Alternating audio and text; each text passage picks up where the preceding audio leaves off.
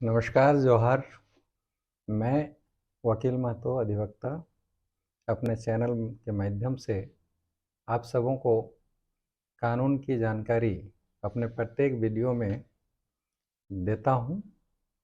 और आज का विषय है जो सबसे महत्वपूर्ण लोगों के लिए होता है, वो है संपत्ति।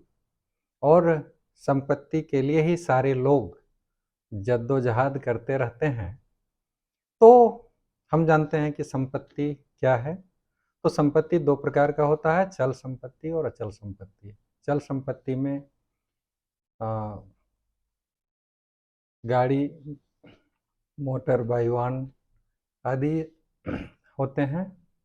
साथ ही जो खाद्यान्न की वस्तुएं होती हैं और सब जो होते हैं वो चल संपत्ति होता है। लेकिन अचल संपत्ति जो होता है वो भूमि, मकान और भूमि के ऊपर और भूमि के नीचे की संपत्ति को जो है लगभग उसको अचल संपत्ति माना जाता है। अब रही बात इसको हम कैसे डिफाइन करेंगे, तो इसका एक एक्ट है जो संपत्ति के संबंध में बताता है, प्रॉपर्टी के संबंध में बताता है। लेकिन वो प्रॉपर्टी ट्रांसफरेबल है, इनट्रांसफरेबल है, क्या है, इसके संबंध में हम आपके साथ मुखातिब हैं। और आज का विषय है मेरा ट्रांसफर ऑफ प्रॉपर्टी एक्ट, संपत्ति अंतरण अधिनियम 1882 के संबंध में कि क्या संपत्ति ट्रांसफरेबल है या नहीं है। अगर ट्रांसफर हो सकता है तो किसके द्वारा हो सकता है। इस संबंध में ट्रांसफर ऑफ प्रॉपर्टी एक्ट का धारा 5 ये कहता है कि जो है सो संपत्ति का अंतरण एक ऐसा कार्य है जिसके द्वारा जीवित व्यक्ति एक या अधिक अन्य जीवित व्यक्तियों को या स्वयं या अन्य जीवित व्यक्तियों को वर्तमान या भविष्य में संपत्ति हस्तांतरित करता है। तो इस कार्य को हम संपत्ति का अंतरण करना कहते हैं। अब संपत्ति का अंतरण क्या कर सकता है, कैसे। कोई व्यक्ति स्वयं को या अन्य व्यक्तियों के साथ मिलकर अपने को भी कर सकता है। अर्थात एक ही व्यक्ति अंतरण करता भी हो सकता है, अंतरित भी हो सकता है। लेकिन यदि इसको हम उदाहरण के तौर पर समझें कि न्यास का सृजन करने वाला व्यक्ति अपने को ही ट्रस्टी नियुक्त कर सकता है, परंतु इस स्थिति में उसका जो संपत्ति का स्वामी का जो स्तर होता है वो स्तर बदल जाता है। और इसको हम ऐसे कह सकते हैं कि वो जो मालिक था संपत्ति का, अब वो ट्रस्टी के रूप में उसका देखरेख करेगा। तो स्तर उसका जो है कंप्लीटली बदल जाता है।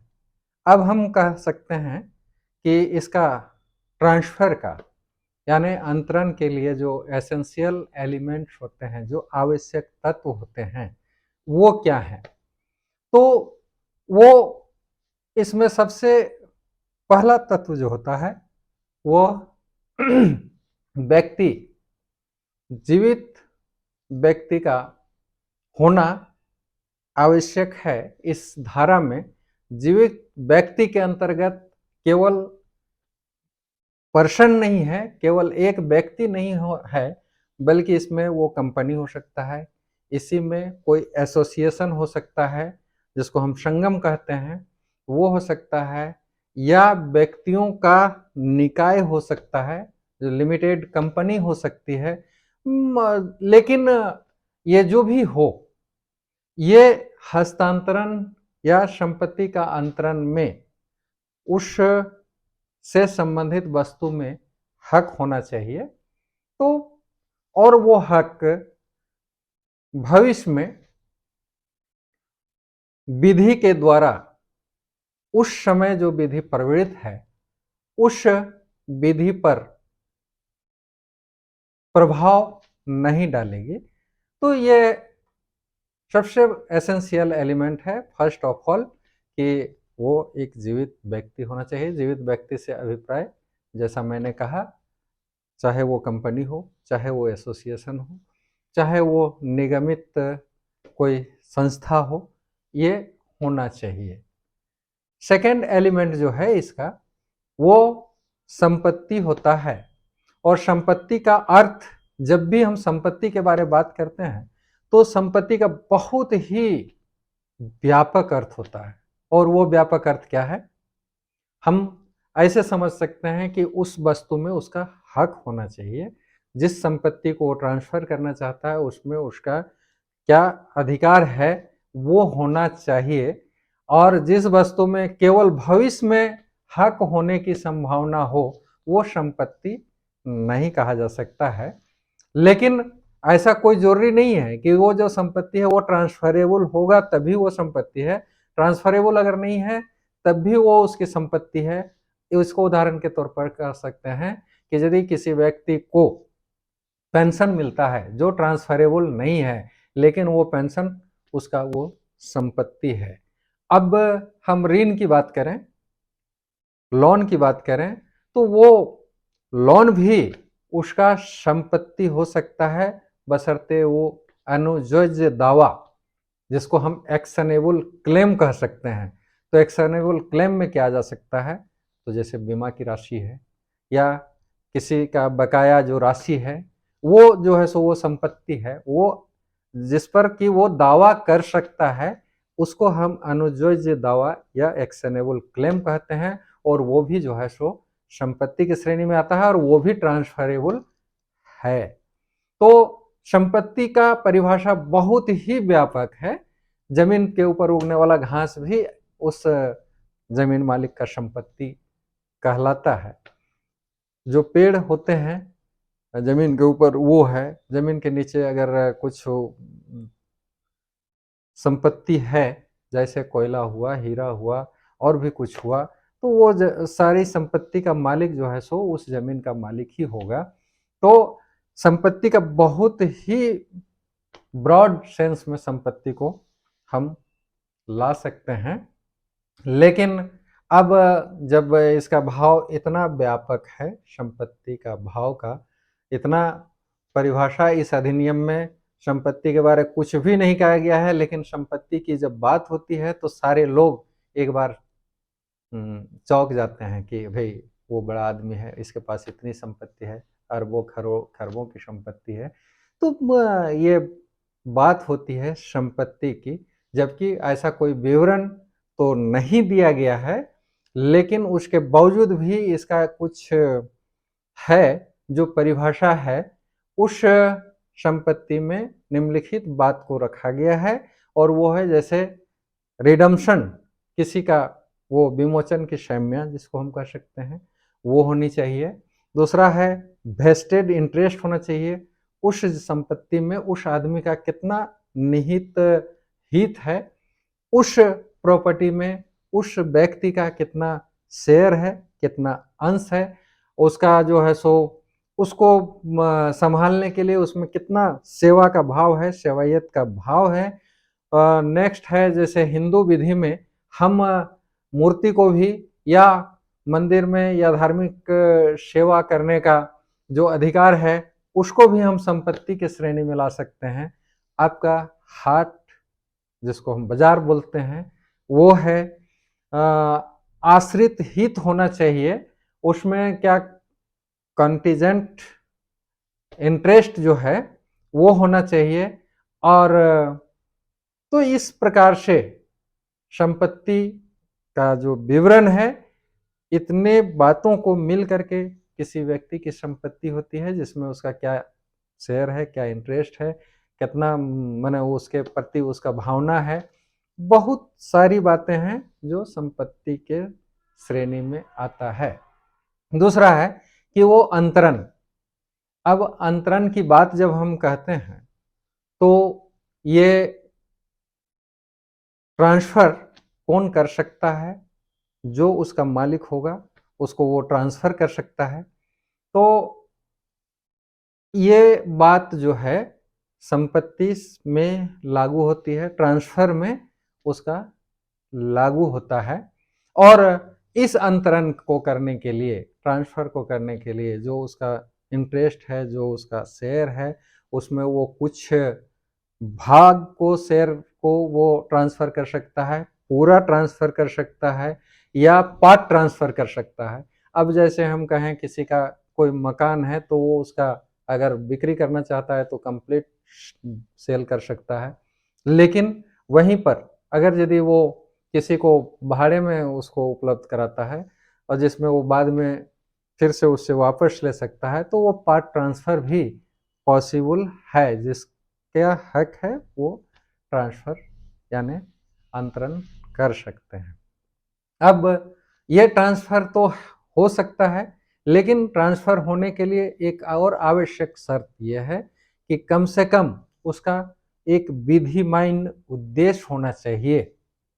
वो यदि वो उद्देश्य नहीं होता है, विधिमान्य उद्देश्य से हम कह सकते हैं कि जो लॉ प्रोवाइड करता है उस समय में, तत्काल जिस समय वो ट्रांसफ़र हो रहा है उस समय विधि द्वारा प्रेरित जो भी कानून लागू हो सकते हैं, उस कानून के दायरे में वो ट्रांसफ़र कर सकते हैं। इसको हम ऐसे कह सकते हैं, एक माननीय उच्चतम न्यायालय के द्वारा एक जजमेंट आया था, Suraj lamp and industries private limited बनाम स्टेट ऑफ हरियाणा के मामले में स्पष्ट कर दिया गया है कि यदि कोई ट्रांसफ़र होता है तो उस ट्रांसफ़र को मस्ट बी रजिस्टर्ड होना चाहिए, यानी कि वो बिना राष्ट्रीयकृत किए वो ट्रांसफ़र वैलिड नहीं है।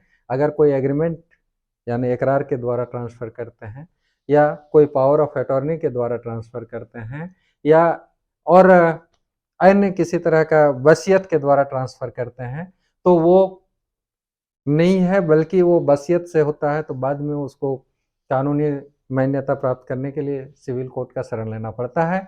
तो इस तरह से हम कह सकते हैं कि जो ट्रांसफ़र होगा वो मस्ट बी रिटन और मस्ट बी रजिस्टर्ड, ये होना चाहिए, तभी जो है सो वो वैलिड ट्रांसफ़र होता है। जो वो transfer section 23 of contract act जो संविदा अधिनियम का धारा 23 में वर्णित है, उन सब कंडीशन को फुलफिल करने की बात होती है, तभी वो ट्रांसफ़र वैलिड है। अब हम कह सकते हैं कि अब ट्रांसफ़र के लिए कौन सक्षम व्यक्ति हो सकता है?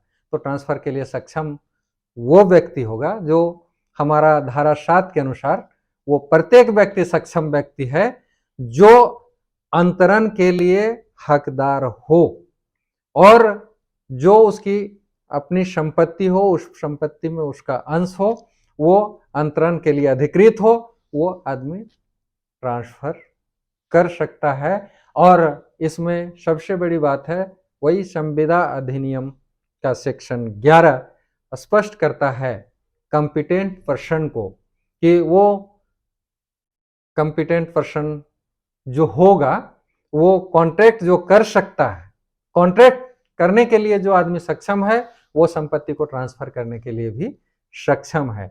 लेकिन यहीं पर कुछ बात भी है कि अवयस्क व्यक्ति जो है वो कॉन्ट्रैक्ट नहीं कर सकता है, तो वो प्रॉपर्टी का ट्रांसफ़र भी नहीं कर सकता है। वहीं है विकृतित व्यक्ति, जो डिजेबल पर्सन है या अनसाउंड पर्सन है, वो व्यक्ति भी जो है वो प्रॉपर्टी का ट्रांसफ़र नहीं कर सकता है।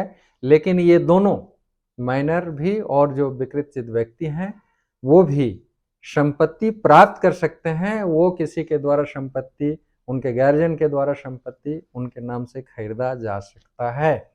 लेकिन विधि द्वारा जो अयोग्य व्यक्ति होंगे, जो डिस्क्वालीफाई होंगे कानूनन, या इसको हम ऐसे कह सकते हैं कि जो दिवालिया घोषित कर दिए गए हों कानून के द्वारा, तो वो आदमी ट्रांसफ़र करने के लिए योग्य नहीं हो सकता है। तो हम कह सकते हैं कि जो संपत्ति का अंतरण है, वो अंतरण कौन कर सकता है? जो ऊपर वर्णित ये व्यक्ति जो हैं, जिनको अभी हम डिवाइड माने हैं, इनके अतिरिक्त सारे व्यक्ति जो उसके लिए अधिकृत हों, जिनका उसमें अंश हो, जो उसका मालिकाना हक रखता हो, वो संपत्ति का अंतरण कर सकते हैं। तो साथियों, कानून को जानने वाले आपकी जिज्ञासा लगभग संपत्ति के संबंध में मैं समझता हूँ कि वो आप बहुत हद तक समझ गए होंगे कि संपत्ति कौन ट्रांसफ़र कर सकता है, संपत्ति का मीनिंग क्या है और संपत्ति किस धारा के तहत उसमें ट्रांसफ़र कर सकते हैं। ये ट्रांसफ़र ऑफ प्रॉपर्टी एक्ट 1882 के बारे में आपको जानकारी अपने तरफ से मैं समझता हूँ कि पूरी जानकारी दे पाया हूँ। अगर किसी बात पर शंका हो तो कृपया मुझे हमारे चैनल में मैसेज करें। मैं उसका उत्तर देने के लिए आपके समक्ष 24 आवर 24/7 मैं उपलब्ध हूँ और इसी तरह का अन्य वीडियो देखने के लिए कृपया आप मेरे चैनल को लाइक, सब्सक्राइब और कम से कम बेल आइकन को प्रेस करें ताकि हमेशा आपको कानून की जानकारी समय-समय पर मिलती रहेगी। जय हिंद।